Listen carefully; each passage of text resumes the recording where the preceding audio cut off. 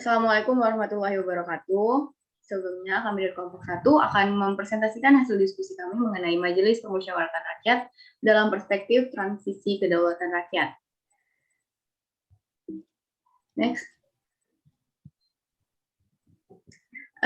Sebelumnya, perkenalkan, saya Tazki Haldarahmi dan rekan-rekan saya ada Iqbal Khalidin dan juga ada Lulu Nurjana. Next.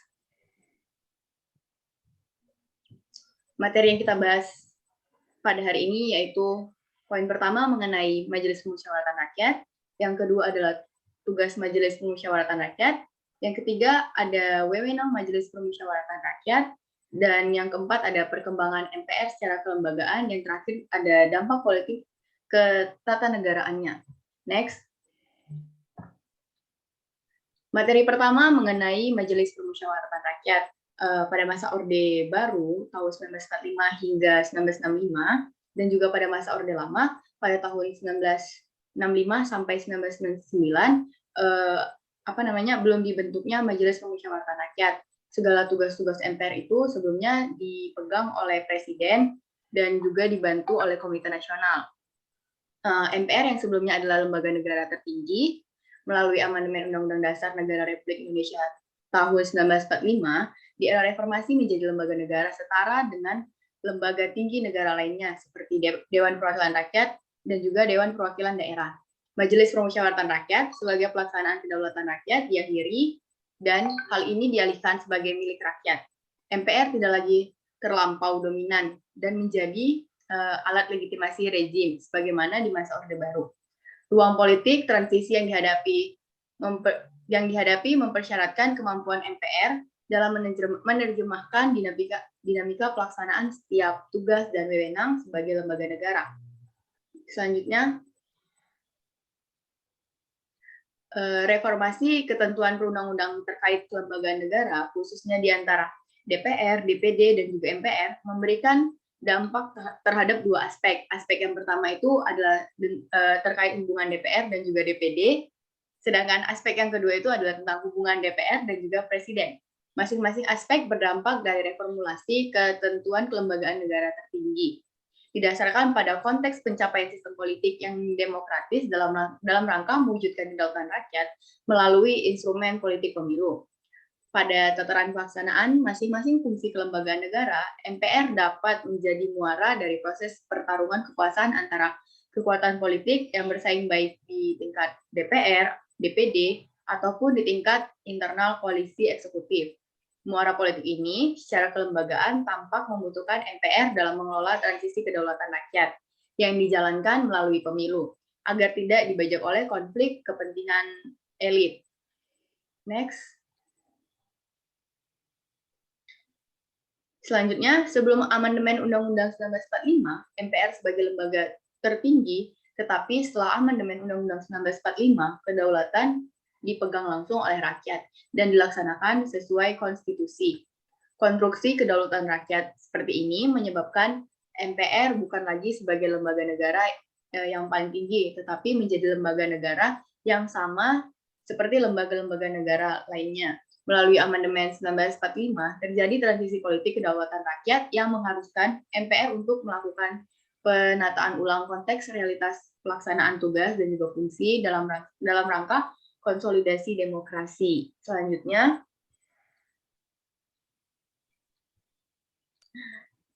secara kelembagaan, bentuk negara kesatuan menjadi sesuatu yang penting terkait keberadaan Majelis Permusyawaratan Rakyat. Konstruksi politik kedaulatan rakyat yang dinamis menempatkan kelembagaan negara sejalan dengan konsep negara kesatuan yang dianut.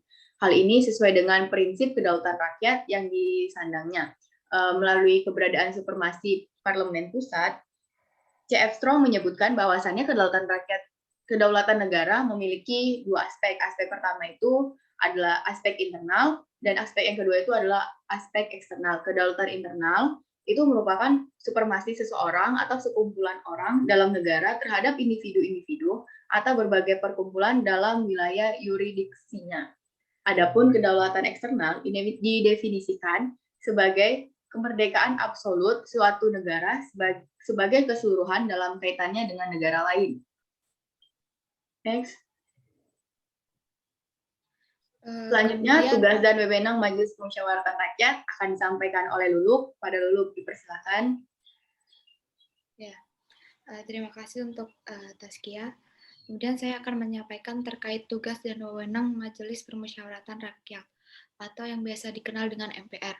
Yang pertama yaitu tugas dan wewenang dari MPR sendiri yaitu satu, mengubah dan menetapkan Undang-Undang Dasar, kemudian melantik Presiden dan Wakil Presiden hasil pemilihan umum, kemudian yang ketiga memutuskan usul DPR kepada melepas Presiden atau Wakil Presiden dalam masa kedudukannya, kemudian melantik Wakil Presiden menjadi Presiden, kemudian memilih Wakil Presiden, dan yang terakhir memilih Presiden dan Wakil Presiden. Kemudian perkembangan MPR secara kelembagaan yaitu sebelum amandemen Undang-Undang Dasar 1945, MPR disebut sebagai lembaga negara tertinggi dan mencerminkan prinsip kedaulatan rakyat. Pasal 1 ayat 2 dalam UUD 1945 menyebutkan bahwa kedaulatan adalah di tangan rakyat dan dilakukan sepenuhnya oleh Majelis Permusyawaratan Rakyat atau MPR. Kemudian sesudah amandemen konstitusi, pasal 1 ayat 2 dalam Undang-Undang Dasar 1945 berbunyi kedaulatan berada di tangan rakyat dan dilaksanakan menurut undang-undang. Kemudian dalam sejarahnya, MPR pernah pula dimainkan sebagai wilayah power struggle elit dalam pola yang berbeda dengan saat sekarang dengan konfigurasi pluralitas. Di masa sebelumnya, sangat kuat ditampilkan pola yang sentralistis dalam kooptasi rejim terhadap MPR. Misalnya, saat Orde Lama dan dimulainya era Orde Baru, pola sentralisasi itu dijalankan. Kemudian, sejak era reformasi sesudah tahun 1998 hingga sekarang, politik kedaulatan rakyat mengalami proses transisi dari kewenangan MPR menuju kelembagaan pemilu. Mengapa disebut demikian? Karena kecuali pemilu 1955, pemilu-pemilu lainnya di masa Orde Baru berjalan tidak demokratis dan alat legitimasi rejim bagi penguasa. Transisi awal reformasi ini sangat ditandai oleh politik pengelompokan di MPR yang sangat partisan dan bahkan diwarnai oleh sentimen primordial tercermin saat pemilihan presiden oleh MPR di tahun 1999. Kemudian di sini ada perbandingan MPR sebelum dan sesudah amandemen. Dari substansi kedaulatan, sebelum amandemen, kedudukan adalah di tangan rakyat dan dilakukan sepenuhnya oleh MPR.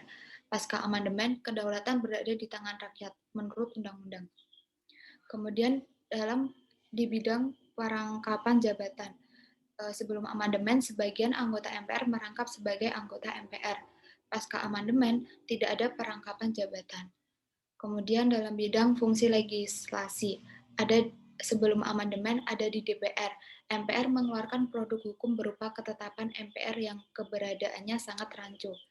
Pasca amandemen ada di DPR dan di DPD. Namun DPD hanya sebagai fungsi pertimbangan dan legislasi yang terbatas. Kemudian dalam bidang kontinuitas kerja, sebelum amandemen DPR bekerja secara kontinu, sementara MPR melaksanakan kekuasaan dalam SU dan SI. Pasca amandemen, DPR dan DPD bekerja secara kontinu dalam melaksanakan fungsinya sebagai lembaga perwakilan rakyat. Kemudian dalam masalah dalam representasi.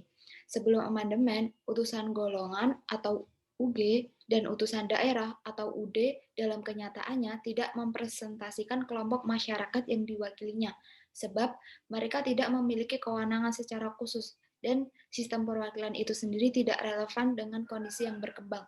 Kemudian pasca amandemen, DPR dan DPD mempresentasikan rakyat dalam orientasi berbeda. DPR merepresentasikan rakyat pada umumnya dengan orientasi kepentingan nasional, atau dengan kata lain melalui partai politik. Sedangkan DPD mewakili rakyat dalam konteks kedaerahan dan berorientasi atau secara perorangan. Kemudian kepentingan daerah. Selanjutnya, dampak politik ketatanegaraan akan dibacakan oleh Saudara Iqbal Khalidi. Baik, terima kasih. Saudari Tasya dan juga Saudari Lulu yang sudah menjelaskan. Baik, di sini saya akan menjelaskan dari dampak politik ketatanegaraan dari MPR itu sendiri. Yang pertama, ada relasi di tingkat badan legislatif, DPR, dan DPD. Nah, kenapa ini bisa terjadi adanya relasi tersebut? Karena konstruksi dari MPR itu sendiri yang terdiri dari keanggotaan DPR atau Dewan Perwakilan Rakyat dan juga DPD ataupun Dewan Perwakilan Daerah. Maka hasil dari konstruksi tadi adalah menjadi terbelah pengertian secara kelembagaan dengan perorangan individunya. Dan ini tidak hanya berdampak pada kelembagaan DPD ataupun DPR, namun juga terkait pada posisi MPR dalam struktur ketatanegaraan.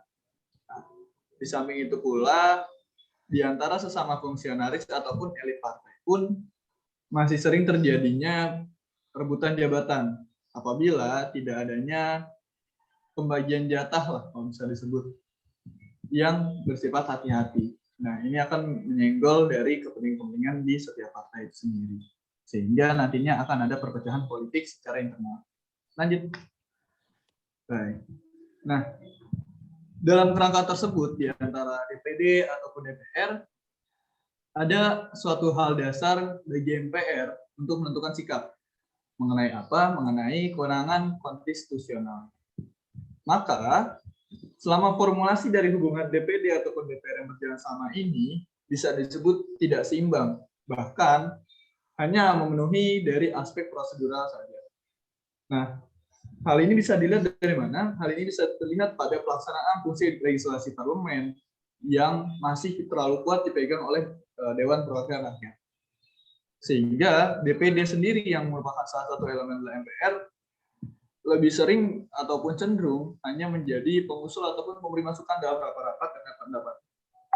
Nah, dalam jangka yang lebih lanjutnya juga, ketentuan ini bahkan sampai membahas di tingkatan pengisian daftar isian masalah ataupun DIM terhadap rancangan undang-undang yang dibahas. Dan juga tidak dikenal baik dalam Undang-Undang Nomor 27 Tahun 2009 maupun Peraturan Tata Tertib DPR. Artinya, DPD sendiri mempunyai posisi tidak lebih sebagaimana stakeholder saja yang sekadar memberikan usulan dan tidak terlibat dalam proses pembahasan lebih lanjut dan pengambilan keputusan terkait materi RUU.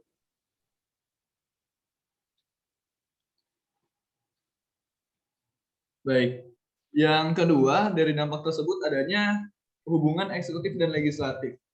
Nah, ini dampak terhadap hubungan antar dua elemen baik eksekutif ataupun legislatif. Nah, pilihan yang diambil oleh MPR dari setiap substansi yang berisikan muatan amandemen yang diusulkan dapat atau mungkin bisa dipastikan itu tidak terlepas dari pertimbangan politik tertentu.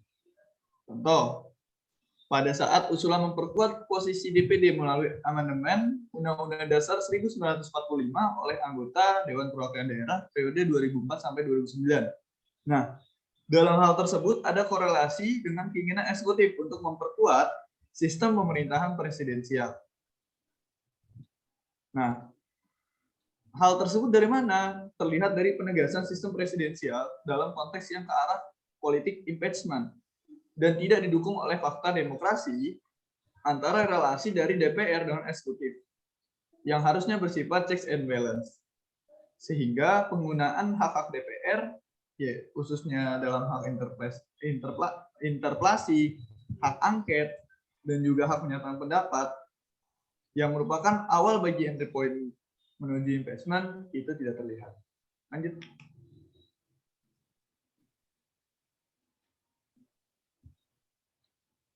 Nah, hal ini juga bisa dilihat dari rapat konsultasi antar pimpinan lembaga negara yang menjadi forum pembahasan atas isu-isu politik harian hari ini. Sehingga dampaknya bagaimana bisa terlihat? Dampaknya bisa dilihat dari tidak jelasnya antara posisi sebagai pimpinan partai politik dan pimpinan dari kelembagaan negara.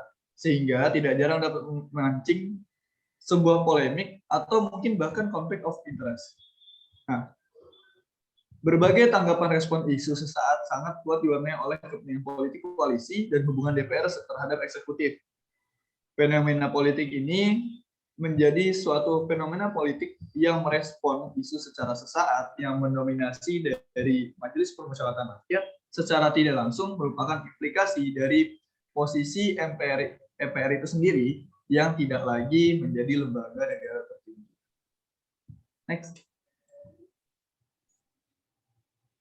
Nah, maka dari penjelasan dari kita semua tadi di awal oleh Saudari Taskia dan juga oleh Saudari Lulu, kita mendapat sebuah kesimpulan, teman-teman.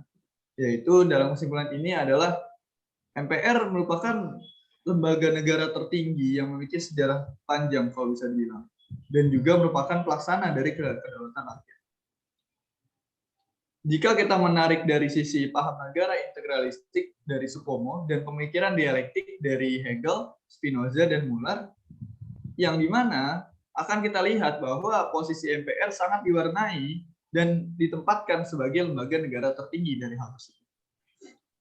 Maka konstruksi kelembagaan MPR semacam ini justru menempatkan MPR bukan sebagai lembaga yang sangat dominan, tapi justru sekadar menjadi alat bagi rezim yang berkuasa.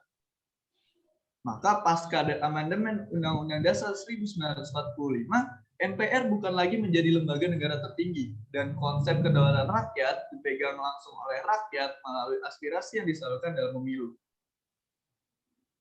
Kita bisa lihat di tengah transisi kedaulatan rakyat, berkembang kuatnya fenomena berbagi kekuasaan antara elit partai di DPR yang nantinya akan mendorong peranan lemah dari DPD yang tidak hanya secara konstitusional ketatanegaraan, tapi juga menyangkut pada resource yang diterima dirinya secara kelembagaan.